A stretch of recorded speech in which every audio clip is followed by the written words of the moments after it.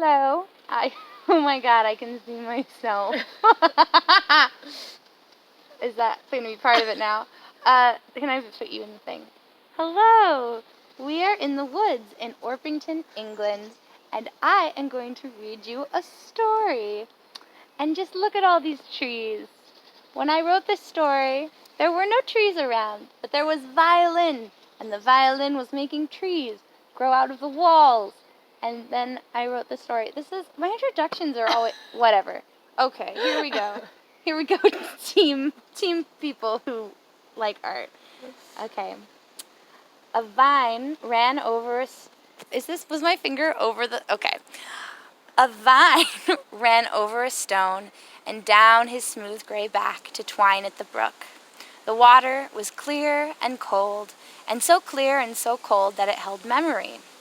It came from somewhere good and was headed somewhere it was needed, and heated only by the vine and the smooth gray stone and the moving dappled shade of the tree.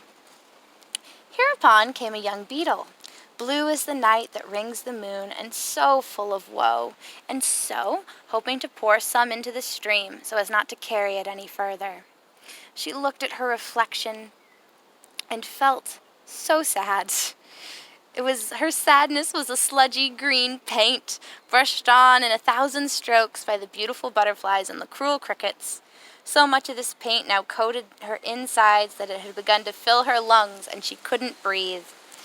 She perched there on a low-hanging blade of grass, swaying above the moving glass stream, and prayed.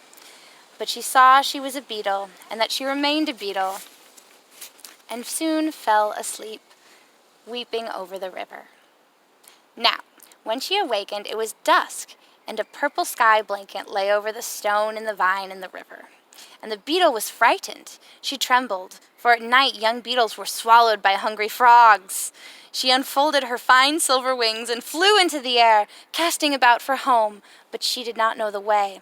So heavy was she with despair and disgust that she drifted down through the air without any care where she landed. She curled on a flat gray stone and waited, folding into herself. Plop! She opened a slit of one eye and then another. Before her was a jeweled toad catching all the light of the low-rising moon. It looked at her and smiled. Her body went rigid. "I am dinner," she quivered. The toad opened his great pink mouth and, drawing a long breath, to her great disbelief, began to whistle, and then began to hop about to and fro in an odd and sort of graceful dance. And so mesmerized was the beetle that she rolled to her feet and to her delight danced with him, the beautiful grandfather whistling all the while. When they had danced the moon up to its height, the grandfather spoke. "Dear one," rumbled the old toad, "you must get your grief wet." She flew to the river and kicked her many feet through it and watched the ripples play into each other and float away with her grief. She watched her sweet feet and strong wings and beautiful blue shell in the moonlight and saw who she truly was, and flew on to live in a new valley, far from the old cruel crickets and the beautiful butterflies, and taught all the beetles how to dance.